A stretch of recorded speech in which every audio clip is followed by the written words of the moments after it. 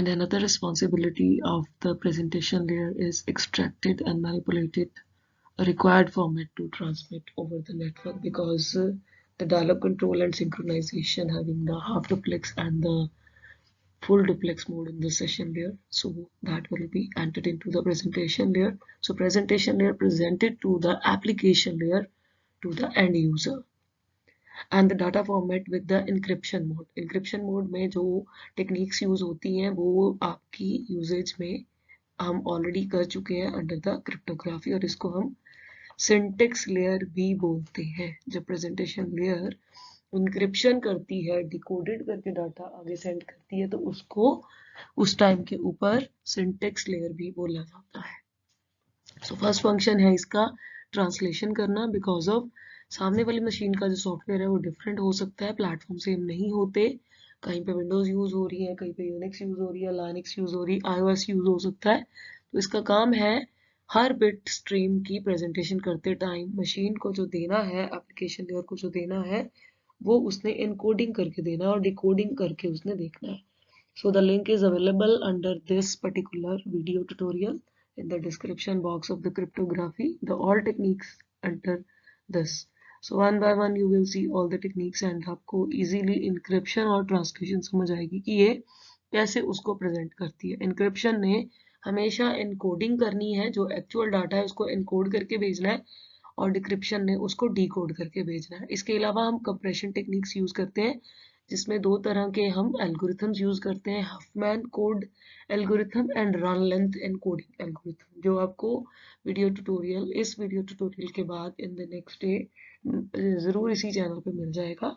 आप उसको देख के कंप्रेशन की टेक्निक्स भी सीख सकते हो। एनक्रिप्शन की टेक्निक्स हम ऑलरेडी कर चुके हैं, कंप्रेशन की techniques one by one channel पे अपलोड हो जाएंगी, तो आप उसको चेक कर लेना। कंप्रेशन का ये फायदा होता है कि आपका जो बिट मान लो कि 50 बिट्स का था, तो डाटा ट्रैवल करते टाइम आप half of the bit send करोगे, तो वो टाइम कंज्यूमिंग कम लेगा, तो वो हम हाफ मैन और रन लेंथ इनकोडिंग के जो ट्यूटोरियल होंगे उसमें देखेंगे। So these are the functions of the presentation layer, and next one is there are some issues into the presentation layer. So design issue इसमें सबसे बड़ा ये है कि standard way of encoding data different है। जैसे ट्रांसमिट होता है डाटा, तो इसको हर तरह का डाटा देखना पड़ता है कि स्ट्रिंग है, इंटीजर है, फ्लोट है, पॉइंट कैसे है, नंबर है, वर्ड है, सिंगल वर्ड है, किस तरह का डाटा है। सेकंड, मेंटेन करते टाइम इसको हर तरह का सिंटेक्स, जितने भी सेमेंटिक्स यूज हो रहे होते हैं, डिस्ट्रीब्यूशन इंफॉर्मेशन यूज हो रही है, अलग अलग लैंग्वेजेस यूज हो रही हैं, डॉट नेट की लैंग्वेजेस हैं, वेबसाइट्स की लैंग्वेजेस है, स्क्रिप्टिंग लैंग्वेजेस है, हाई लैंग्वेजेस है, high level languages, low level, middle level, हर एक को इसने मेंटेन करके देना है, क्योंकि इसके बाद सिर्फ एक लेयर रह जाती है, वो है एप्लीकेशन लेयर। तो एप्लीकेशन लेयर का काम है सिर्फ यूजर को प्रोटोकॉल की हेल्प से डाटा को दिखाना, ताकि अगर उसने टेक्स्ट बेस्ड मैसेज करना है तब भी एप्लीकेशन से करते हो आप, ऑडियो भेजनी है तब भी आप किसी एप्लीकेशन से भेजते हो, वीडियो भेजनी है तब भी किसी एप्लीकेशन से। तो जो कंप्यूटर है वो तो समझता ही बाइनरी लैंग्वेज है, एज वेल एज आपकी वो जो लैंग्वेजेस समझता है वहाँ पे, यहाँ पे हमारे पास असेंबली लैंग्वेज समझता है। और ओएसआई मॉडल एक्चुअली कहाँ वर्क कर रहा होता है, वो ऑपरेटिंग सिस्टम के साथ ही वर्क कर रहा होता है। तो प्रेजेंटेशन लेयर उस टाइम पे हर तरह का काम कर रही होती है, either you are on the network or in the internet. So encoding of the wire में भी ये चीज यूज होती है कि एक्सचेंज जब इंफॉर्मेशन होनी है तो ऑन द वायर होनी है। ऑन द वायर का ये मीनिंग नहीं है कि वो कोई वायर यूज करता है तो उसका काम जो है वो वहां पे यूज होता है, ऐसा कुछ नहीं है। ऑन द वायर मीनिंग होता है कि जब डाटा आपकी पॉसिबिलिटी, लास्ट पॉसिबिलिटी हो, मींस डाटा ट्रेवल कर रहा है बट कहीं नेटवर्क ग्लिच आ गया, तो वो लास्ट पॉसिबिलिटी तक कोशिश करता है नेटवर्क कि आपको किसी ऐसे प्लेटफॉर्म के अंदर डालने की, ताकि आपको इजीली डाटा फैच हो जाए, चाहे उसमें थोड़ा टाइम कंज्यूम हो, बट वो डाटा फैच हो जाए on the restart of the machine, on the restart of the network, on the restart of the internet. So application layer की प्रोटोकॉल हैंडल करता है, तो प्रेजेंटेशन लेयर की प्रोटोकॉल्स अपने होते हैं जो वो एंटरटेन करके ही आगे उसको देती है एप्लीकेशन लेयर को। सो फर्स्ट प्रोटोकॉल है हमारे पास apple filing protocol, that is the AFP. इसका मेजर काम है कम्युनिकेशन करवाना, जो दो मशीन के बीच में कम्युनिकेशन डायलॉग कंट्रोल से करवाता है ना सेशन लेयर, वो प्रेजेंटेशन लेयर का प्रोटोकॉल हैंडल कर रहा होता है। उसके बाद है light weight presentation protocol. Light weight presentation जो प्रोटोकॉल है हमारा, हमने टॉपिक पढ़ा था TCP/IP का, और TCP/IP जो है वो फंक्शन परफॉर्म करती है हमारी ट्रांसपोर्ट लेयर, क्योंकि ट्रांसमिशन जो है कंट्रोल ट्रांसपोर्ट लेयर ने करना है। तो ये लाइट वेट प्रेजेंटेशन प्रोटोकॉल इसलिए यहाँ पे चल रहा है in the standard information of the ISO, कि प्रोटोकॉल जो आगे एप्लीकेशंस में दिखेंगे, यूजर को जो इंफॉर्मेशन मिलनी चाहिए वो इजीली मिल जाए, तो उसको सपोर्ट करता है LPP, light weight presentation protocol. जो NCP है, नेटवर्क प्रोटोकॉल, ये हमारी क्लॉक की जो सिंक्रोनाइजेशन चल रही है कि कितने बजे डाटा आपने डाउनलोड करना शुरू किया था, कितने बजे अपलोड होना शुरू हुआ था, उसको सपोर्ट करता है पूरे के पूरे को। मैसेजिंग को, रिमोट कंट्रोल को, नेटवर्क कौन सा है, इंटरनेट कौन सा है, वाईफाई पे हो, पब्लिक है, प्राइवेट है, किस तरह का है, उसको सिक्योरिटी देनी है, क्योंकि साइबर सिक्योरिटी भी साथ में चल रही होती है। साइबर सिक्योरिटी का काम ही यही है देना आपको, कि आप एक स्टैंडर्ड फॉर्मेट से पब्लिकली मत डाटा भेजिए, आप एक प्राइवेटली डाटा भेज सकते हो। तो एनकोडिंग की टेक्निक्स, क्योंकि इसकी अपनी है प्रेजेंटेशन लेयर की, तो उस तरह से आप डाटा ट्रेवल करवाओगे तो उतना ही साइबर सिक्योरिटी आपको प्रोवाइड साइबर सेल करता रहता है। सो नेक्स्ट है नेटवर्क डाटा रिप्रेजेंटेशन।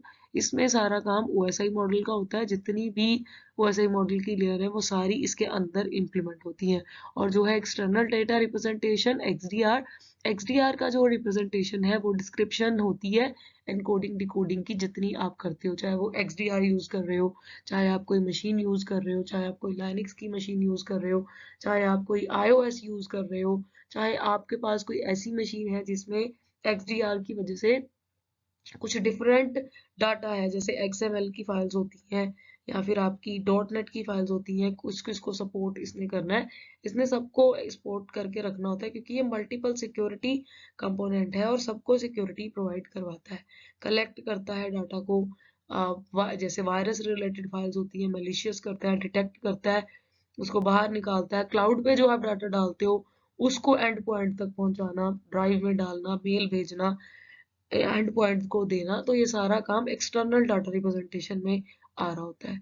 उसके बाद है SSL की, जो सिक्योर करती है हमारी, जैसे हम डाटा ट्रेवल करवा रहे हैं from India to another country, तो उसमें SSL का जो पार्ट है सिक्योर सॉकेट लेयर का, ये सिक्योरिटी प्रोटोकॉल है जो इंक्रिप्शन पे भी यूज होता है between the two users, between the two browsers, between the websites. और SSL जो है ये सेट ऑफ रूल्स है एक्चुअली, जो क्रिएट करता है हमारे पास एक secure connection to authenticate and identity of the website to protect from the sensitive data.